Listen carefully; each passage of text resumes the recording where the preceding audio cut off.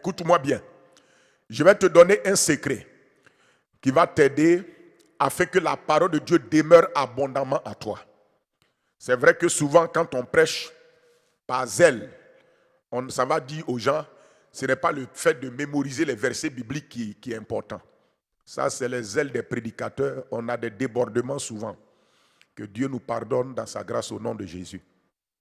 Mais ce que je vais te dire, c'est que apprendre la parole de Dieu par cœur, mémoriser la parole dans ton cœur, c'est important. Je vous ai dit, quand je vous ai prêché il y a 3 dimanches, 4 dimanches sur le principe de la méditation, je leur ai dit les organes de la méditation, c'est le cœur. Pourquoi? Parce que le cœur permet de mémoriser. Parce que le cœur de l'homme est en réalité un grenier également.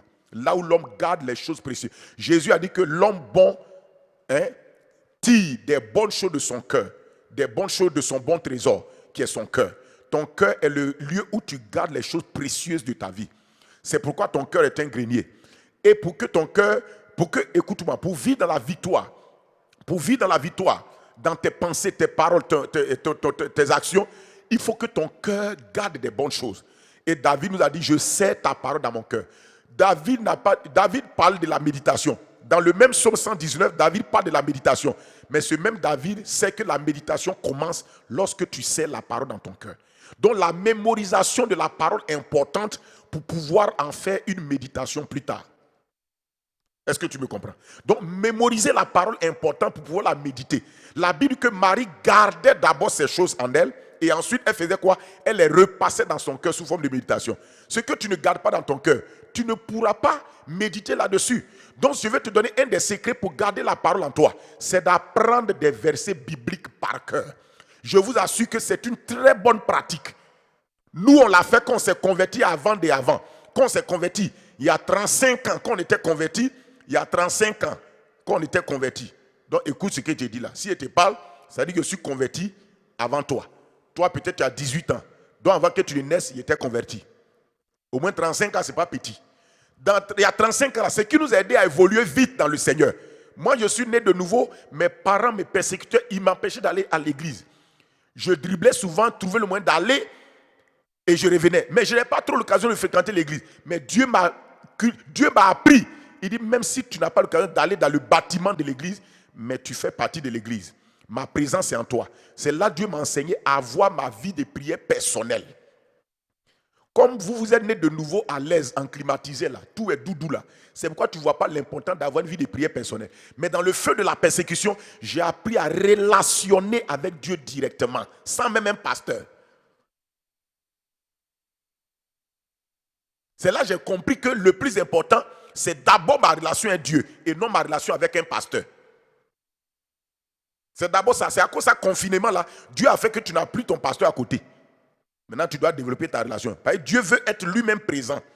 Il veut que tu sois conscient de lui. Vraiment, si tu n'as pas appris cette plus grande leçon dans le confinement, c'est que tu dois te retourner que confiner encore toi seul. Pour bien comprendre.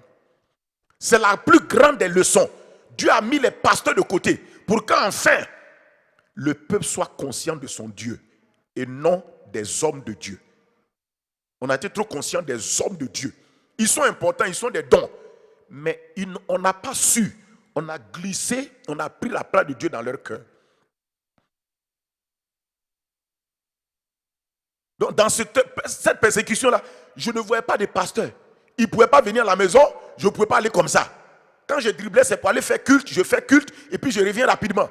Mais j'ai appris à savoir que mon Dieu, même si le pasteur n'est pas là, mon Dieu est en moi.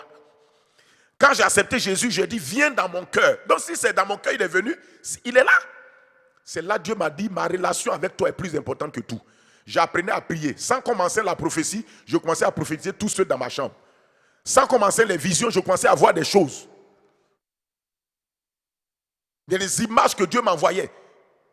Et c'est là que Dieu m'a appris l'important de demeurer dans sa parole. C'est là-bas. J'ai appris à méditer la parole, lire la parole. Et quand je m'en vais à l'école, de la maison jusqu'à l'école, je mémorise les versets par cœur. Et je ne peux pas vous dire, je vous dis ça aujourd'hui, c'est un secret. On a prêché du zèle, la mémorisation de la parole, c'est pas important. Mémoriser la parole, c'est important. Un homme qui ne mémorise pas, il ne retient pas, il ne garde pas. Marie gardait ces choses. Ça veut dire qu'elle les mémorisait. Et ensuite, elle les méditait. Et un jour, Dieu m'a dit, tu lis le verset, il y a des moments, je médite dans la chambre, mais je sais que je dois aller à l'école. Donc le verset là que j'ai médité, je l'apprends par cœur. Je le récite. Mais si j'apprenais mes leçons par cœur, je vais apprendre par cœur. Pourquoi je ne vais pas apprendre par cœur? J'apprends par cœur. Donc mémoriser le verset est un socle, un fondement pour la méditation. Maintenant, ce verset que j'ai mémorisé là, en allant à l'école, comme je sais que je dois aller à l'école, je m'en vais à l'école sur la route. Je sais, je marche 30 minutes. Pendant marchant 30 minutes, le verset est dans mon cœur. Je parle ça. Si j'ai un verset, par exemple, il dit, si quelqu'un est en Christ, il est une nouvelle création. Les choses anciennes sont passées. Toutes choses sont maintenant nouvelles. Je repasse ça dans mon cœur doucement, je murmure ça doucement. Et j'ai vu que quand j'ai commencé à mémoriser les versets dans mon cœur, j'ai vu que ma foi a commencé à monter. Une foi a commencé à venir à moi. Je ne peux pas comprendre. C'est là que j'ai commencé à voir certains tout premiers miracles dans ma vie. J'ai commencé à voir paralytiques s'élever, marcher. J'ai vu des hernies disparaître. Parce que là où il y a la parole, la foi est produite.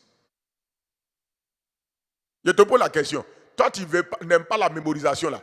Hein? Les pasteurs là. Si quelqu'un n'aime pas la mémorisation là, ce que le cultivateur fait là, quand il s'en va, il plante, comment on appelle? Il plante la sémence dans la terre là, et puis il ferme là. On appelle ça quoi? On appelle ça la mémorisation. Ça, c'est la mémorisation naturelle. Il fait quoi? Il garde la sémence là à l'intérieur de la terre. C'est mémorisation. Quand toi aussi tu gardes la sémence, la parole dans ton cœur, tu as mémorisé là, tu as planté.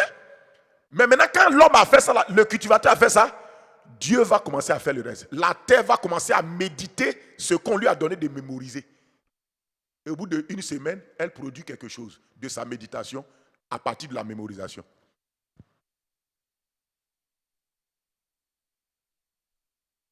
Si la terre, on lui donne la sémence et puis elle dit, je ne prends pas aujourd'hui, il faut prendre ta sémence, monsieur le cultivateur, va à la maison avec ça. Ça veut dire qu'elle refuse de garder. C'est ce que la terre garde comme sémence qu'elle mémorise. La mémorisation scientifique, on appelle ça, elle va féconder, faire germer. On appelle ça la germination et la fécondation. Elle va germer ça et pendant que ça germe, ça féconde une plante. Et au bout de 3 jours, une semaine, ça sort. Dieu prend les éléments naturels pour te montrer. Donc la parole que tu n'as pas plantée dans ton cœur, tu n'as pas gardée dans ton cœur, repassée dans ton cœur, ça ne va pas germer et ça ne produit pas une nouvelle plante dans ta vie. Apprenez les versets bibliques par cœur. Voilà une génération que nous sommes qui ne connaît pas les versets bibliques. Les enfants de l'école de dimanche même connaissent les versets bibliques que les adultes qui fréquentent le culte normal.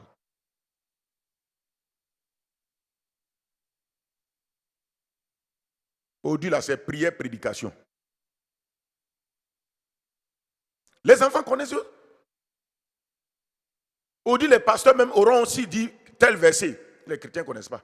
Telle chose, il faut réciter, ils ne connaissent pas. Et quand ils vont réciter, ils connaissent le début, ils oublient le milieu, ils connaissent la fin. Il faut retenir la parole, apprenez à mémoriser la parole. Avant, nous, on avait une pratique.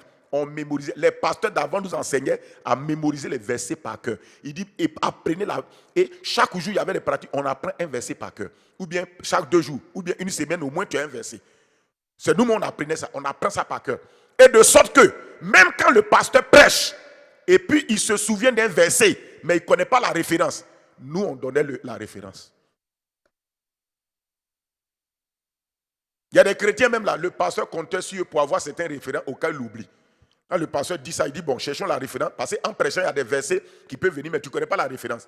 Les chrétiens disent non, c'est verset tant, c'est tant. Mais aujourd'hui, là, tu dis aux chrétiens de t'aider. Personne ne va t'aider. Parce que iPadologie, l'internetologie nous fatigue. Le verset qui est ici, là, c'est Internet qui a ça. Ce n'est pas dans ton cœur. Or, quand tu affrontes le problème, tu ne peux pas prendre portable affronter Satan. C'est la parole dans ton cœur. Tu prends pour l'affronter. Et tu n'as pas ça en toi. Tu dis Satan, attends. Il est écrit. Ce que tu lis dans ce n'est pas vivant en toi. Que Dieu nous aide.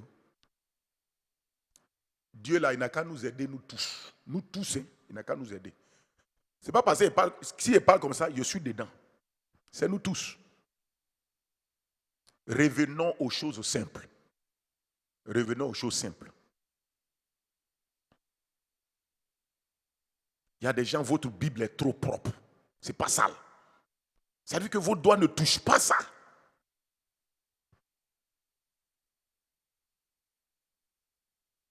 La parole qui est ici, ce n'est pas vivant. La parole qui vit, c'est ce qui est ici, tu mets dans ton cœur, là, ça qui vit en toi. Quand tu es face à une situation, ça réagit. Je vous pose la question. Si Jésus n'avait pas appris les versets par cœur, il ne les connaissait pas par cœur, est-ce qu'il allait dire à Satan, il est écrit? Hein? Je te pose la question. Peut-être quand il parle, tu as dit ton Jésus, ton Seigneur là. S'il ne connaissait pas les versets par cœur, est-ce qu'il allait pouvoir ouvrir sa bouche et dire, il est écrit? Et quand Jésus a dit il est écrit, Jésus citait les versets correctement. Hein? Ce n'est pas moi ton modèle. C'est Jésus d'abord, nous tous notre modèle. Face à Satan, il a dit il est écrit.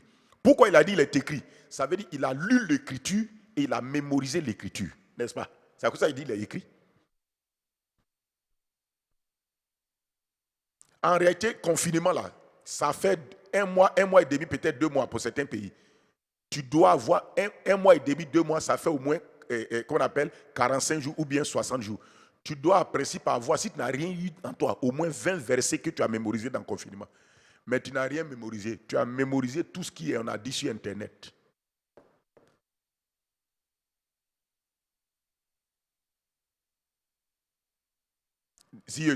Bon, quand on va revenir dans le confinement, j'ai dit aux chrétiens, chacun n'a qu'à réciter au moins 5 versets qu'il a mémorisés.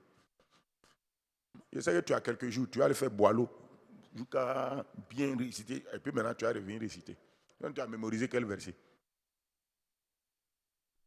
Tu as mémorisé quel verset? C'est à cause de ça, quand tu es devant les situations, tu cherches quelque chose qu'il faut dire. Tu ne sais pas quoi dire. C'est à cause de ça. Le Saint-Esprit est Saint-Esprit. Oh. Mais de même qu'une femme qui n'a pas de condiment dans sa maison, elle ne peut pas faire un repas pour que tu manges. De même, le Saint-Esprit, s'il n'a pas sa parole en toi, il ne peut rien sortir de toi. Ah, toi, tu ne veux rien apprendre, mais tu dis Saint-Esprit n'a qu'à te rappeler la parole. Honnêtement, même si le Saint-Esprit te rappelle, te donne une parole que tu n'as jamais lue, que tu n'as jamais entendue, tu vas douter, tu vas te demander est-ce que ça vient de Dieu? Ou bien, tu vas douter, tu n'as jamais lu ça dans la Bible. Il y a des versets sur le Saint-Esprit qui sont te donner. Tu vas dire, ça là, ce n'est pas la Bible. Jésus a dit, il vous rappellera. Rappeler veut dire, on t'a appelé déjà. Maintenant, lui, il te rappelle. Rappeler veut dire, on t'a déjà dit la chose. Maintenant, peut-être tu as oublié ou bien tu as mis dans un coin. Mais on te dit que tu as quelque chose qui est en toi. C'est comme tu as quelque chose dans ta maison. Souvent, tu as un besoin, tu cherches la solution. Et puis, brusquement, tu te rappelles que ça là, tu as ça, ça y est quelque part. Tu avais gardé ça quelque part. Tu fais ressortir. C'est comme ça le Saint-Esprit. Quand tu mets les versets en toi, au départ, tu ne vois pas. Ça est là, ça est là. Un jour, dans une situation, il dit, il y a tel verset que tu as lu là. C'est ça qui est la solution pour le problème là. As-tu utilisé ça? En ce moment, c'est ce verset là qui devient ta prière. C'est ça qui est devenu la prière de Jésus. Il dit, il est écrit. Que Dieu nous aide.